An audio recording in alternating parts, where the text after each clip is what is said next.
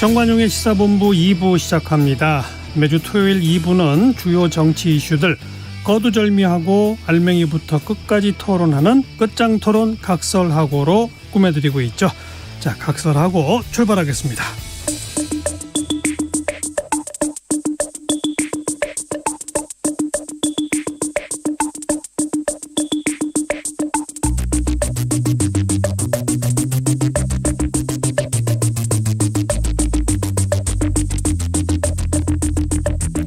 뜸들이지 않습니다. 알맹이부터 찌릅니다. 고수들의 진검승부 끝장토론 각설하고. 네, 끝장토론 각설하고 책임져 주시는 두 분, 국민의힘 법률위원회 부위원장 윤기찬 변호사, 민주당 대변인 지내신 현근택 변호사, 두 분 어서 오십시오. 네, 안녕하세요. 자, 전반부 공통질문입니다. 이번 주 뜬 인물, 진 인물. 먼저 뜬 인물부터 윤기찬 변호사. 저는 뭐 의도치 않은 행보로 보이지만 어쨌든 김건희 여사가 떴어요. 뭘 해도 뭐 대중과 언론의 집중 조명을 받고 있는데 그 행보 자체가 역대 그 대통령 배우자의 행보와 크게 다르지 않음에도 불구하고, 그리고 또 구설수, 그러니까 네거티브적인 구설수가 오를 만한 행보가 아님에도 불구하고 그때 하여튼 그 집중 조명을 받고 있어서 본인의 의도와 무관하게 상당히 가고 있고 떠 있는 상태다, 이렇게 평가됩니다. 의도치 않은 행보라고 딱 처음에 표현하셨잖아요. 네. 의도된 거 아닌가요? 아니, 그러니까 뜨는 행보, 이런 논란은 현상이? 의도한 것은 그렇죠. 아니다. 예, 예. 그냥 조용한 행보를 의도한 것 같은데 이게 이제 어쨌든 행보마다 집중 조명을 받고 있기 때문에 결과적으로는 뭐 상당히 떠 있는 상태. 요거는 뭐 이따가 하나의 쟁점으로 좀 토론해 보겠고요. 현근택 변호사, 금주의 뜬 인물. 아니, 저도 사실은 꼽았어요. 네. 왜냐하면 저는 객관적인 수치를 갖고 얘기할게요. 그러면 사실은 이제 한동훈 장관, 윤석열 대통령, 김건희 여사 세 분을 네이버나 다음이 트렌드로 최근에 봐봤거든요. 예. 제일 많아요. 확실히 뜨긴 떴어요. 그렇죠. 확실히 떴어요. 그래서 사실은 어찌 보면 약간 이례적인 일이죠. 이례적인 일이어서 저도 사실은 뭐 안 꼽을 수가 없다. 왜냐하면 객관적인 수치상 데이터상 그렇게 나오니까. 예. 그러면 바로 좀 이따 이 얘기 하도록 하고요. 네. 금주의 진인물 윤기찬 변호사는. 저는 백윤구 전 산업통상부 장관의 경우에 어쨌든 구속은 면했지만 실제 그 판사가 설시한 내용 중에 범죄 혐의가 소명된다, 대체로 소명된다, 이 말이 상당히 본인한테는 그 뼈아프게 다가왔을 거예요. 예. 그러니까 불구속 재판을 받고 있지만 이전에 환경부 블랙리스트 사건 때 김은경 전 장관에 대한 양형을 보면 상당히 불안한 재판을 어떻게 보면 실형이 예고된 재판을 받아가야 되는 그런 게 아닌가. 본인이 아마 상당히 고뇌가 있을 걸로 보이고, 이 지금 산업부 블랙리스트와 관련돼서는 여러 가지 정치권에서 설왕설래가 있지만 어쨌든 이게 뭐 정치보복성 수사다라는 관점으로 보기도 하지만 판사의 또 그 설시 내용으로 보면 그런 것들이 정치 공방에 불과한 상황에서 본인은 어쨌든 예고된 재판을 받아가야 되는 이런 참 어려운 상황이다, 이렇게 생각이 됩니다. 하여튼 이 블랙리스트 수사는 또 지금 한상혁 위원장 등에 대한 뭐 사퇴, 이른바 종용 압박과 맞물리면서 뜨거운 정치 쟁점이라 오늘 아주 본격적으로 이야기할 소재가 되겠고요. 뭐 현근택 변호사는 금주의 진인물 누굽니까? 저는 장제원 의원이 좀 좋다고 봐요. 왜요? 왜냐하면 사실은 이제 민들레 모임이 어찌 보면 약간 뭐 무산은 아닌 것 같지만 연기되고 이러면서 일단 잘 안 됐잖아요. 큰 그림은 그랬을 것 같은데, 근데 장제원 의원이 지금 그 전에는 뭐 핵관으로 알려져 있었지만 지금 이렇게 이슈를 주도하는 걸 보면 일단은 한동훈 장관이 넘버 2는 맞는 것 같고, 그다음에 김건희 여사가 제가 보기엔 넘버 0 아닌가 싶은 생각이 들어서. 그럼 넘버 2도 아니고 넘버 3도 아니고 영향력 면에서 보면 엊그제 뭐 어떤 여론조사도 있던데 2인자 누구냐, 한동훈 압도적 1위, 그다음에 뭐 이준석, 그다음에 한덕수, 권선동, 뭐 그 다음인 것 같아요. 보니까. 그러니까 순위가 많이 이제 밀린 거 아니냐. 그래서 핵관 중에 핵관에서, 그러니까 어쨌든 그 상징적인 게 민들레 모임이라는 게 약간 무산되는 듯한 걸로 나오면서 약간 멀어진 게 아닌가, 핵심에서. 그런 약간 느낌을 받았어요. 자, 그럼 바로 김건희 여사 행보에 다가 넘어갑시다. 방금 현근택 변호사가 영순위 이렇게 표현했어요. 네네. 어떤 근거입니까? 이게 그러니까 지금 아마 이 김건희 여사의 행보에 대해서 뭐 어쨌든 뭐라고 얘기할 수 있는 분은 윤석열 대통령밖에 없거든요. 예, 근데 지금 선거 때도 그렇고, 그러니까 부인과 관련된 이슈에 대해서는 잘 다들 뭐 캠프 그 당시도 보면 캠프라든지 뭐 당에서도 잘 못하는데 지금도 비슷한 상황이에요. 그러니까 이거를 예를 들어서 뭐 그냥 대통령실에 있는 사람 뭐 가는 거에 아무 상관없죠. 근데 개인을 그냥 가고 또 오빠라는 분은 또 그냥 무슨 언론 뭐 접촉했다는 얘기도 나오고 팬클럽 통해서 막 사진도 올라나오는데 팬클럽 회장이라는 분은 뭐 막 욕도 하고 막 SNS에 뭐 글도 쓰고 뭐 돈도 모금한다 그러고. 근데 그거를 그러면 기본적으로 공적인 데에서 뭐 대통령실이겠죠. 여기서 어느 정도 제어를 해줘야 되거든요. 근데 윤석열 대통령도 이 얘기 나오니까 굉장히 그 기자들 질문에 약간 곤란한 듯한 얘기하면서 뭐 어떻게 해주시면 좋겠습니까? 가르쳐달라라는 뜻은 뭐냐면 본인도 어떨지 잘 모른다는 얘기거든요. 아니면 결정을 할 수 없다는 그렇게 느꼈어요. 그러면 이걸 해줄 아니 대통령도 곤란한데 그럼 누가 어떻게 하십시오라고 말을 하겠어요. 그런 약간 그래서 지금 활동이 지금 말씀은 조용한 행보라고 하셨지만 조용한 행보하면 기자들한테 안 날리고 그냥 조용히 갔다 오면 되거든요. 사진도 안 찍고. 근데 이제 기자들 다 동행해서 가는 거기 때문에 조용한 게 아니라 이미 다 이제 알려진 행보가 되는 거라 이거는 제가 보기에 윤석열 대통령이 확실하게 선을 그어줘야 된다. 이제 그렇게 봐요. 어떻게 보십니까? 그래서 저는 이게 왜 문제가 되는지 모르겠는 게 첫 번째 윤석열 대통령이 나 잘 모르겠다 방법을 알려달라고 한 그 내용은 뭐냐면 그 조용한 행보가 어디까지 조용한 행보고 내조가 어디까지고 이 구별이 상당히 어렵다. 아마 이런 그 얘기를 한 거거든요. 그러니까 내가 김건희 여사한테 뭐라고 할 수 있는 입장이 아니다 이런 취지가 아니고 김건희 여사가 행보하는 게 내조에 해당하는지 아니면 또 언론이 보기에 조금 더 하면 안 되는 행보로 비춰지는 그런 경계선이 어딘지 모르겠다. 이런 얘기를 한 거고 이게 사실 맞는 얘기는 모르겠어요. 어디까지가 그런 거고. 다만 이제 국정 운영과 관련돼서는 전혀 역할을 안 하고 있기 때문에 아마 대통령 입장이나 김건희 여사 입장에서는 이것이 내조의 일환 아닌가라고 판단했을 것 같아요. 근데 이제 이게 공개적이냐 비공개냐 언론에 노출되느냐 안 되느냐 갖고 그 행보의 내조 여부가 결정된다고 보진 않아요. 그리고 역대 여사들께서 했던 그 정도 범위 내의 행보라 그러면 유독 김건희 여사에 대해서 너무 좁게 보고 있다. 그리고 이슈 위주로 보고 있다. 이런 생각이 들어서 이 부분은 저는 아직까지는 특별한 문제가 없다. 다만 이제 팬클럽 관리 문제는 조금 신경 써야 되는 부분이 없지 않아 있어요. 팬클럽 회장이란 분의 그 언행은 조심해야 되는 부분이 있고 또 팬클럽과 관련돼서 혹시나 구설수 오르는 일이 있다 보면 이것이 이제 여사께 연결이 되기 때문에 이 부분은 좀 한번 유념할 필요가 있는 것이고 또 보좌 인력과 관련돼서는 이것이 제2부속실을 꾸리느냐 아니면 그냥 1부속실 산하에 전담팀을 두느냐 이런 부분은 사실 대통령실에 맡겨야 되는 부분이에요. 실무적으로 그냥 그렇죠. 해결할 다만 문제다. 공약을 했기 때문에 이제 그 부분과 관련해서 고민을 하고 있는 건데 가서 뭐 제2부속실을 안 꾸리고 전담팀을 둔다 그래서 이게 외부에서 왜 그렇게 하냐 저렇게 하냐라고 비판할 대상은 아닌 거고 또 인력의 그 충원 방식과 관련돼서도 역대 다 그렇게 했거든요. 과거 같이 일하던 사람들이 그렇죠. 대통령실에 들어와 있는 언급되는 거. 분들이 다 같이 이제 선거운동 과정에서 했던 사람들이라서 이 부분을 조금 타격하는 것은 역대 관행이나 그다음에 이 사람들이 그 이후에 어떤 구설수에 올랐다 그러면 그걸 문제로 해가지고 부적절한 인사니까 그만두게 해라라고 이후에 문제 제기할 수 있어도 지금까지 이런 거 갖고 아직까지는 문제될 만한 거 없어 보입니다. 그나저나 그 역대 대통령이 당선되고 취임한 직후에 역대 영부인이 전임 대통령 영부인을 이렇게 연일 만난 거는 관행이었습니까? 그 어디 보면 관행이라는 또 기사도 있고요. 어디 보면 또 그런 적이 없다는 또 어떤 그 패널분의 얘기도 있더라고요. 근데 저는 확인해 보지 못했지만 관행이 아니라 하더라도 이것이 할 수 있는 거다. 충분히 아주 자연스러운 행보라고 좀 보여지는. 만약에 예전에 그런 게 관행이었다 그러면 알리지 않았다는 거잖아요. 언론에 우리가 안 나왔으니까.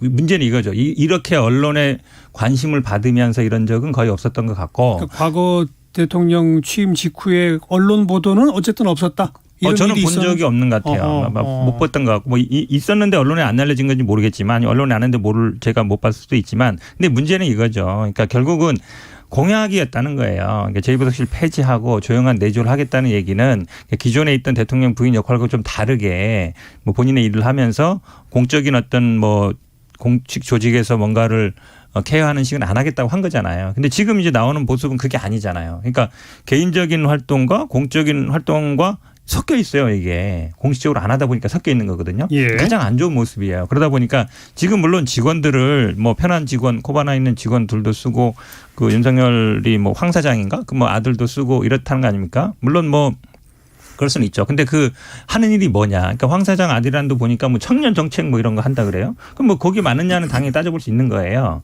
왜 이 지금 코바나 직원이 왜 문제가 되냐면 예를 들어서 대통령 부인을 만약에 뭐 약간 도와주는 조직에 들어갔다. 그러면 뭐 그럴 수 있다고 봐요. 근데 그런 조직이 현재 없죠. 없는데. 그러면 이제 그분들이 그러면 어디 가서 뭘 하고 있느냐. 그러면 예를 들어서 뭐 어떤 다른 수석 뭐 시민사회 수석이나 아니면 뭐 어떤 거기 속해 있겠죠. 속해 있는데 일은 이제 김건희 여사 일을 하는 거잖아요. 그 자체가 이제 모순인 거죠. 약간. 조직 따로 일 따로다. 그렇죠.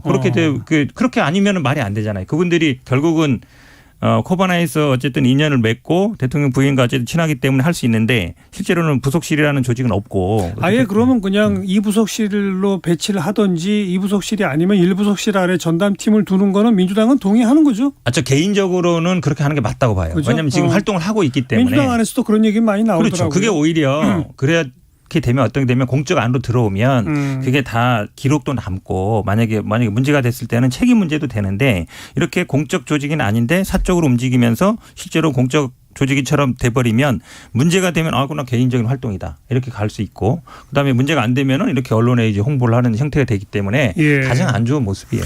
아니 근데 그 사적 조직이 동원된 거는 없는 것 같고요. 지금 그 교수님, 콘텐츠 그 겸임 교수님은 그 사람 뭘 침범을 해서 도와줬다는 거 아니겠어요? 네. 그러니까 그 와가지고 공적 행사에 같이 간 거잖아요. 아니 그러니까 네. 공적 행사에 같이 왔는데 어떤 뭐 본인의 어떤 사적인 뭐 부탁을 했을 수도 있죠. 뭘 사다 달라라고. 그러니까 뭐 어느 지역에 부산을 잘 아니까 어떻게 부탁을 했을 수 있죠. 그런 식으로 아마 해명하는 것 같고 그다음에 나머지 코바나 콘텐츠 전직 직원들은 지금 대통령실에 근무한다는 거거든요. 어느 부처인지는 뭐 밝히고 있지 않지만 그 역대도 안 밝혔어요. 그러니까 그거 갖고 일단은 문제될 건 없는 것 같고 그럼 왜 코바나 콘텐츠 전직 직원을 채용했냐 이 부분은 이제 제가 볼 때 민주당에서 문제 삼을 수는 없어요. 예. 역대가 그렇게 해요. 노무현 정부 시절에도 변호사 하면 같이 근무했던 분을 총무비서관을 뽑고 이런 것은 사실은 누구나 트집 안 잡았던 부분이기 때문에 지금에 와서 트집 잡는 건 문제가 있는 것이고 말씀하신 것처럼 해당 직원분들을 뭐 제1부속실에 전담팀을 꾸리고 이런 방법을 하는 건 좀 좋다고 봅니다. 네. 그래서 이 부분은 정비할 필요가 있는 것이고 그러니까 여러 가지 민주당에서 문제 제기하는 부분들은 받아들여서 뭐 반영할 부분도 없지 않아 있어요. 그러나 김건희 여사 행보 하나하나 무조건 이렇게 문제 삼는 것은 저는 좀 이해가 안 되는 부분이 없지 않아 있어요. 역대 우리가 영부인분들께 그렇게 한 적이 없거든요. 그 여사분들께. 예. 만약에 뭐 옷지출이 있다 이런 부분에 대해서 밝혀라라고 이렇게 의혹 제기는 했지만 행보 하나하나에 대해서 저희가 문제 삼은 적은 전혀 없는데 유독 이번은 그러네요. 아니 그러니까 쿨하게 대선 과정부터 아주 쟁점이 됐기 때문에 아니, 왜 딱 하나만 하면 돼요. 우리가 공약을 파기해서 죄송하다. 아니. 그러니까 안 하겠다. 아니, 그리고 그거는 그전에 조용한 내조 하겠다겠지만 그러면 과거에 있던 이제 대통령 부인과 같은 역할을 하고 공식 조직을 두고 하겠다. 그 얘기만 하면 되는 거예요. 근데 그 얘기를 안 하니까. 아니 과거에 그럼 대통령 부인들은 여사들은 국정에 관여했어요? 안 했잖아요. 공식적인 활동을 했죠. 자, 공적인 역할인데 그것이 공적 역할을 한 거죠. 아니 그 민주당이 지난 대선 시절 뭐라 그랬냐면 김건희 여사에 대한 검증을 강화하면서 이 사람은 어쨌든 공적인 역할을 한다. 공적인 신분이다. 그렇기 때문에 검증 대상이다라고 얘기했어요. 그런데 이게 내조라는 의미가 뭐냐면 내조라 사적인 역할만 하겠다는 게 아니에요. 대통령의 내조인데 어떻게 사적인 역할만 합니까? 공적인 역할을 하되 일부에서 문제 제기했던 것처럼 국정 현안에 관여하지 않는다. 이런 취지로 부속실도 없앤 거 아니겠어요? 근데 국정 현안에 관여한 적이 있나요?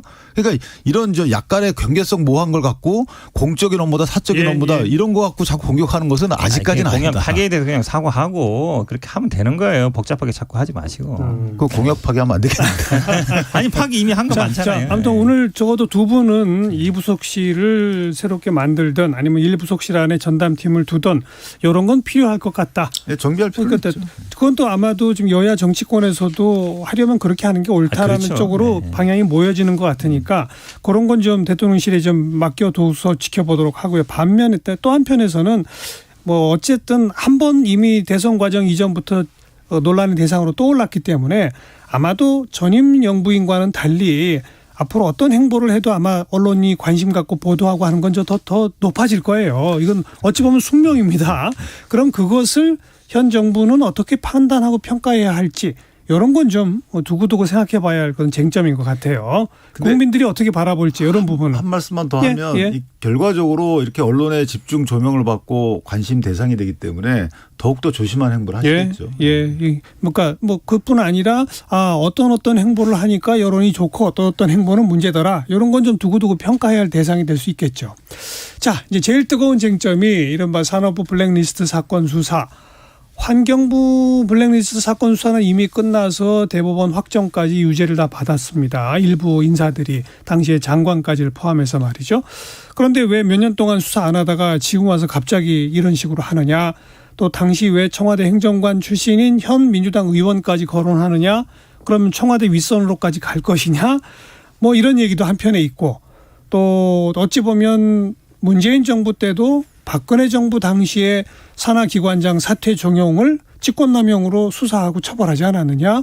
그 수사한 주체가 현 윤석열 대통령이다. 또 그런가 하면 그러면 지금 한상혁 전현희 위원장에 대해서 물러나라는 식으로 하는 건 도대체 뭐냐? 이게 꼬리에 꼬리를 물고 있거든요. 그렇죠. 저희들이 할 말 다 말씀하셨는데. 이 꼬리에 꼬리를 무는 것까지 그렇죠. 제가 정리해 드릴 테니 네. 어떻게 봐야 하는지 한번 얘기해 보세요. 이게 결국은 이제 대통령이 바뀌었으니까 임기 있는 사람을 중간에 나가라고 하는 게 정당하냐 아니냐 이 문제잖아요. 핵심은. 물론 이제 법적으로는 뭐 권한이 있는 사람이냐 없는 사람이냐 뭐 그게 정치적 중립이 필요하냐 아니냐 있지만 제가 봐도 만약에 뭐 방통위원장 이런 분들이 정치적 중립이 중요한 부분이거든요. 그러니까 이제 문제가 되는데 저는 이걸 자꾸 지금 권성동 원내대표나 지금 이런 분들도 뭐 욕심낸다 나가라 한마디로 그렇게 얘기하는 거거든요.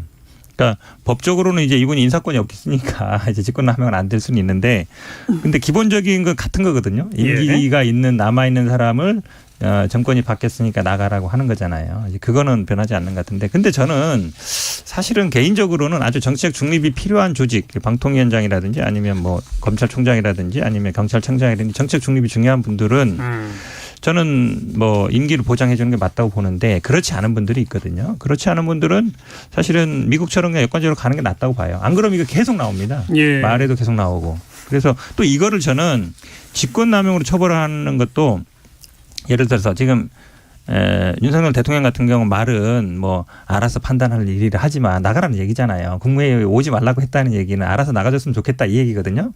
근데 대통령은 인사권이 있어요. 조금 더 나가면 이게 직권남용에 걸릴 수도 있어요. 알아서 판단하라 그랬는데 뭐 알아서 판단한다는 일은 제가 보기에 약간 사퇴를 종용한 걸로 해석될 수밖에 없어서 그래서 약간 제가 보기에 권성동 원내대표도 사실은 법적으로 뭐 권한이 없다 그러지만 누가 문제 삼았을 때는 나는 지금 판례는 그렇지만 한번 다시 받아볼래 판례를 해서 누가 고발하면 수사 대상 될 수 있어요. 나가라고 명시적으로 하고 있으니까. 그래서 저는 이런 논란들은 사실은 뭐 민주당에서 하니까 직권남용이 되고 여기서 하면 안 되고 그건 아니거든요. 그래서 어느 정도 좀 여야 간에 잘 이렇게 제도를 만들든지 할 필요가 있지 이런 걸 수사 대상으로 하고 하는 건 좀 무리가 있다고 임 변호사님. 나눠서 봐야 되는데 어쨌든 지금 대통령이 눈치 주는 거잖아요. 눈치는 주는 것 같아요. 제가 보기에도.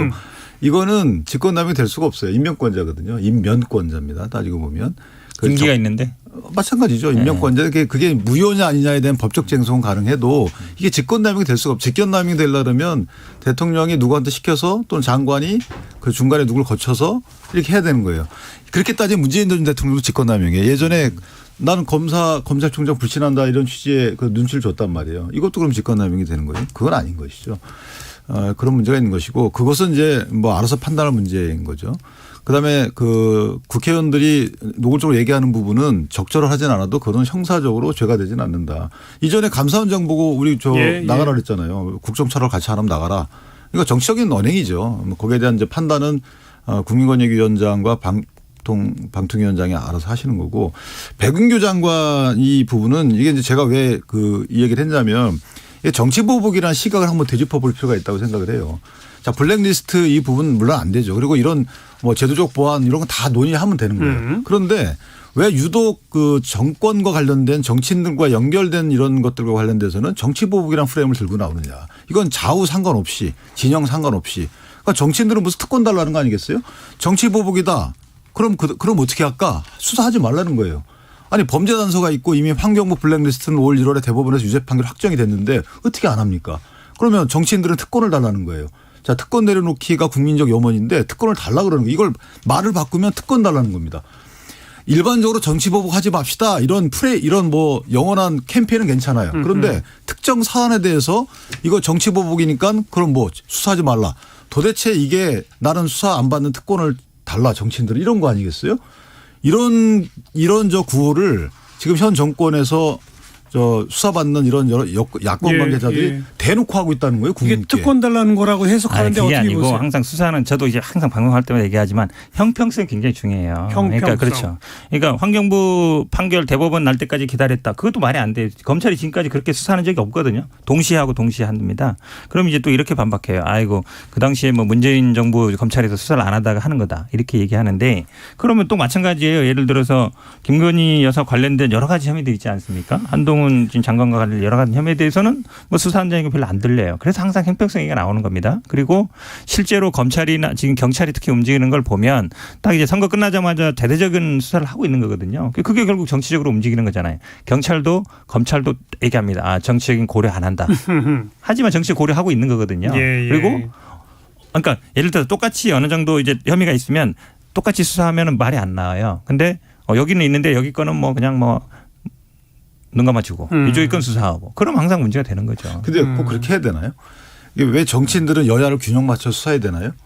그럴 필요가 뭐가 있어요? 그 자체가 웃긴 거예요. 자, 똑같이 양쪽을 다 해야 된다는 얘기죠. 말씀드릴게요. 양쪽을 다 안 하니까 문제인 첫 번째, 거죠. 김건희 여사에 대한 건 여기서 얘기할 게 아니에요. 일단은 블랙리스트 한번 봅시다. 김건희 여사에 대해서는 일단 공소장에 그 모 회장 공소장이 전혀 한 줄도 들어가 있지 않아요. 5명 기소가 됐는데. 자, 그건 그거고 이미 전 정부의 친정부 검사장이 계신 곳에서 수사를 했던 부분이에요. 그리고 그 백운규 장관의 경우에는 이게 2019년도 1월 달에 고소가 돼 가지고 수사가 시작이 됐어요. 그런데 환경부 블랙리스트부터 먼저 했단 말이에요. 그러니까 주진우 동부 8부장인가 했어요. 해가지고 4월 달에 기소가 됐어요. 그리고 어쩌지 하다 보니까 1월 달에 이게 확정이 돼 가지고 법리상 아무 문제가 없는 걸로 됐어요. 그럼 왜 이게 수사가 안 됐느냐? 안 하고 싶어 안 된 게 아니잖아요. 주진우 부장 좌천됐죠. 그다음에 거기에 또 검사장 바뀌었죠. 그러다 보니까 수사를 못하게 한 거다. 신문 보시면 역대 동부지검장들이 야 이거 법리상 죄가 안 되는 걸 왜 수사하냐라고 그렇게 했다는 기사도 있어요. 그러다가 1월 달에 올 1월 달에 이게 딱 되니까 유죄 판결이 확정이 되니까 환경부 블랙리스트 안 할 도리가 없는 거죠. 안 하면 직무유기인데요. 그러니까 그때 수사해 가지고 3월 26일 날 압수수색이 들어가요. 산업부에. 이렇게 진행이 된 거예요. 이게 한동훈 장관 오기 전입니다. 그리고 경찰 수사 6개 이재명 지사에 대해서 하는 거 이거 경찰청장 똑같아요. 이전 경찰청장과 지금 경찰청장. 그러니까 이것이 정권이 바뀌었다 해서 수사기관이 알아서 하는 거 뭐 이런 거 있을 수 있겠지만 어쨌든 흐름으로 보면 이게 지금 정권에 와서 뜬금없이 시작하는 건 아니다. 그러니까 말씀이 항상 보면 그런 식이에요. 죄 지었으니까 처벌받는 거 아니냐. 이제 그렇게 시작하는 거거든요. 항상 고발도 이루어지고. 근데 문제는 기본적으로 정권이 바뀌었어요. 아무것도 안 바뀌었다 그러지만 일단 아니 지금 검찰총장도 없어요. 검찰총장 누군지 아무 관심도 없어요. 왜 그러냐면 검찰 출신 대통령 그다음에 뭐 거기 바로 채찍은 한동훈 장관이 있기 때문에 그분들로 쫙 라인을 깔았잖아요. 그럼 알아서 수사하는 거예요. 사실은 검찰총장 원래 임명하고 검찰총장이 수사 지휘하는 게 맞잖아요. 지금 경찰총장도 지금 권력은 다 넘어갔죠. 왜냐하면 차기에 누가 될 거냐로 면접까지 본다는 얘기 아닙니까? 그럼 당연히 그 밑에 있는 경찰들이 알아서 하겠죠. 아니 제가 하나만 저기 3월 26일 날 이게 압수수색이 돼서 산업부 그다음 백운규 장관 압수수색 자택과 사무실 압수수색한 게 5월 17일 날 됐다는 거예요. 한동훈 장관이 취임한 건 5월 19일이에요. 그러니까 이게 한동훈 장관의 지휘하에 일사불란하게 이런 시각들이 전혀 그런 건 아니다. 대통령 되면서 다 힘이 되는 거죠. 기본적으로. 우리 두 분 다 우리 대선 과정에서도 저희 이 시간 토론 같이 하지 않았습니까? 저는 대선 과정에서도 몇 차례 우리 국민들은 다 압니다 이러면서 표현한 게 있어요. 윤석열 당시 후보 측, 이재명 당시 후보 측에 각종 의혹과 각종 수사 대상이 있으나 검찰은 공평하게 양쪽 다 수사를 안 했습니다. 맞지 않습니까? 대선 과정에서. 그런데 지금 이제 대선 끝나고 정권이 바뀌고 이후 아직 과정에 뭐 백현동 사건, 성남 FC 사건, 법인카드 의혹 또 지금 이제 산업부 블랙리스트 등등 수사가 빠른 속도로 전격 진행되고 있는 것만큼은 객관적 사실 아니겠습니까?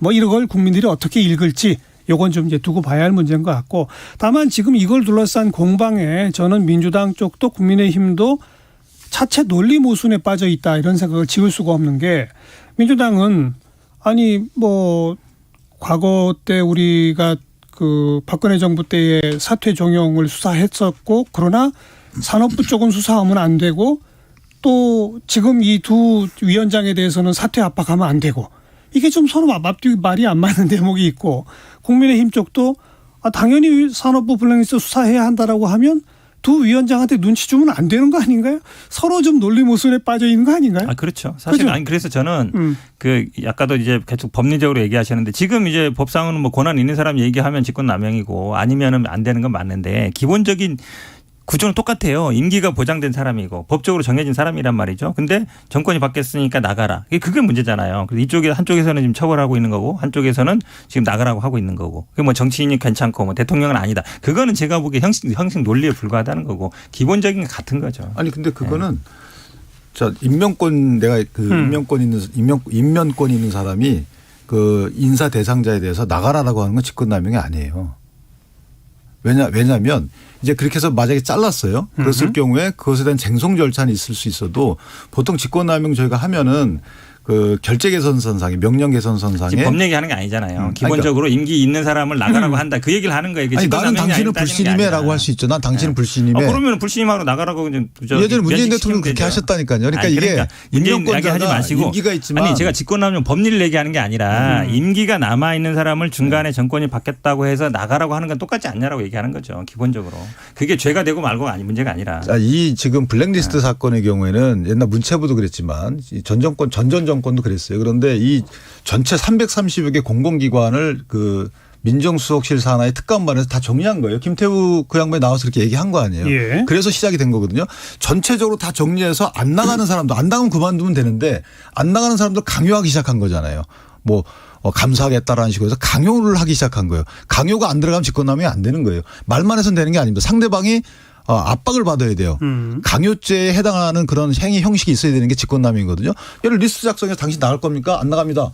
여기 리스트 작성 이 정도는 직권남용이 아니라는 거예요. 한상혁 위원장도 보면 뭐 무슨 그 당시에 다 이미 인사청문회 때 나온 내용 가지고 언론에 나온 거 보면 당연히 또 이제 수사 들어가고 감사 들어가고 그 순으로 가겠죠. 그건 그렇게 안 보이겠습니까? 지금 대통령까지도 지금 뭐 이렇게 얘기하는데. 자 그럼 제가 하나 여쭤볼 게 있어요. 법리적으로 얘기하지 마시고. 제가 민주당 여쭤볼게. 예. 자 그러면 방통위원장과 전 권익위원장님 이 두 분께 대통령께서 어떤 형태로 난 당신들을 믿지 않아 불신임해라고 하는 눈치를 주는 것이 타당해요, 타당치 않아요?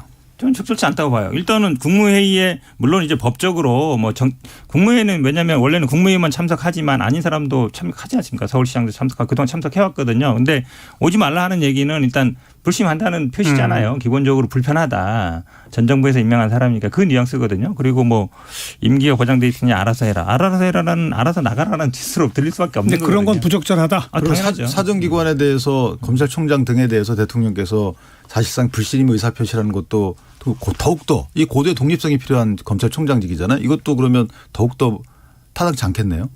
기본적으로 임기 보장된 분들은 임기 보장이 좀 낫죠. 근데 이제 윤석열 총장 같은 경우에는 사실은 어찌 보면 이미 정치로 들어온 사람이었거든요. 그 당시에. 좀 다르죠. 그럼. 자, 아무튼 근데 좀 아까 현근택 변호사는 이런 표현을 한번 쓴 적이 있습니다. 정치적 중립성이 요구되는 자리, 예컨대 방통위원장 같은 자리는 임기를 철저히 보장해야 한다. 그게 아니라면 역관제 방식으로 대통령과 임기를 맞추는 게 좋다. 개인적으로는 좀. 근데 그걸 딱 구분하기가 쉬운가요? 쉽진 않죠. 근데 이제 언론 같은 경우에는 기본적으로 언론의 중립성, 독립성 중요하다 보고 그다음에 수사기관도 굉장히 중요합니다. 수사라든지 아니면 뭐 금융 정책이라든지 그런 건 어쨌든 좀 정치적인 중립이 중요하다고 볼 수밖에 없거든요. 근데 이제 그런 이외의 그 외에 각 부처 공공기관 이런 거는 공공기관 같은 경우는 저는 개인적으로는 그렇게 해주는 게 오히려 서로 이렇게 수사하고 왜냐하면 이게 정권 또 바뀌면 또 아마 그때 가서 또 뭐 수사하고 또 뭐 할 거예요. 그러면 사실 이게 계속 반복되고 있거든요. 그래서 저는 그냥 일반 공공기관이나 이런 것들은 그냥 임기에 맞추는 게 오히려 더. 근데 양 변호사는 생각이 어때요? 저는 이제 그래서 한상혁 방통위원장에 대한 각 서로 간의 평가가 다른 거예요. 한상혁 방통위원장은 중립적이지 않다라고 보는 거죠, 저희가. 그래서 불신임한다는 것이고 그분의 개성이나 뭐 업적 이런 걸 논하는 게 아니죠. 애당초에 반대했거든 저희가. 그런 분이 이런 언론에 대해서 규제하는 이런 방통위원장에 앉아 있는 게 맞지 않다라는 거예요. 그래서 대통령께서 아마 그런 식의 눈치를 준 게 아닌가라는 생각이 들고 저는 물러나야 된다고 봅니다, 개인적으로. 아니 그러니까 이런 공공기관장이나 임기가 있는 자리는 앞으로 제도적으로 바꾼다면 어떻게 하는 게 좋겠어요? 저는 사실상의 정무직으로 봅니다. 그래서 모두 임기를 맞추자. 임기를 대통령과? 대통령의 부침과 같이 하는 거죠. 대통령이 취임하면 같이 했다가 예. 그만두면 같이 그만두는 그러니까 식으로. 그런 거 산업부 이런 것도 그냥 수사하지 말고 그냥 저기 해야죠. 그런 분들 물러가는 거는 다 그럼 문체부는 왜 수사했어요 예전에? 그러니까 이게 네? 똑같은 집권- 논리라니까 예전에랑. 예. 아니 그러니까 저는 진짜 이게 저도 정치권에 있지만 예. 좀 일관된 기준을 갖고 있었으면 좋겠어요. 뭐 진영에 따라서 우리가 할 때는 뭐 어떻고 남이 할 때는 예, 어떻고 예. 이런 식의 기준을 하면 처음에는 이게 그럴듯해 보이는데 한 바퀴만 돌면 이게 다 드러나요. 그러니까 더 이상 이제 민주당도 우리가 잘못 생각했다라고 그냥 저 커밍아웃하고 그러니까 예? 이 수사를 둘러싼 정치 공방은 정치 공방으로 갈 수밖에 없죠. 그러나 차제에 그냥 그러고 끝나서는 안 되고 지금 두 분이 말씀하신 차제에 아예 그냥 공공기관장의 임기를 좀 바꾸든지 그래서 대통령 임기와 함께 좀 맞물려 들어갈 수 있도록 좀 뭔가 제도적 개선책 같은 걸 좀 만들 필요가 있다. 이거라도 좀 했으면 왜 좋겠어요. 그러냐면 우리가 이제 이런 근데 뭐 이거 국회 입법 사안입니까 아닙니까? 입법 사항이죠. 입법 사항이죠. 임기가 있는 게 법으로 근데 되는 게 이제 있으니까. 공공기관이 사실상 우리가 공공기관이라고 하지만 뭐 실제는 공적 나라의 예. 하나의 기관 조직이거든요. 이게 이제 약간 저 민영화를 하다 보니까 이렇게 된 거지. 그러다 보면 국가의 공무기관인데 이게 공공기관 미명하에 마치 대통령 임명권에서 벗어나 있는 듯한 느낌이 들어서 이 부분은 각 진영에서 서로를 비판하기 이전에 뭔가 그러니까요. 효율성 측면에서 맞춰야 된다는 생각이 듭니다. 그래서 여야가 이번 뭐 수사 등등을 둘러싸고 공방은 하되 다시는 이런 얘기 안 할 수 있도록 서로에게 피곤하잖아요. 바뀌면 또 얘기하고. 바뀌면 또 그러니까요. 얘기하고. 그러니까 서로 피곤할 거 이제 앞으로 좀 안 할 수 있도록 임기를 아예 대통령과 좀 잘 맞추도록 제도적 개선책만큼은 이번에는 꼭 좀 만들었으면 좋겠어요. 글쎄, 근데 그게 대통령 임기는 딱 정해져 있는데 그게 딱딱딱 5년짜리 아니거든요. 2년도 있고 3년도 있고 4년도 그러니까 있고 2년 6개월로 하자는 거죠. 2년 반씩해서 2년 두 번 하면 반씩 그런 얘기가 나왔어요. 방법은 지금. 있습니다. 자, 이쯤에서 우리 교통정보 잠깐 들어볼까요? 연결돼 있죠. 네, 유하영 씨. 네, 이 시각 교통정보입니다. 고속도로는 전 시각보단 정체가 풀려가고 있는데요. 서울 양양고속도로 양양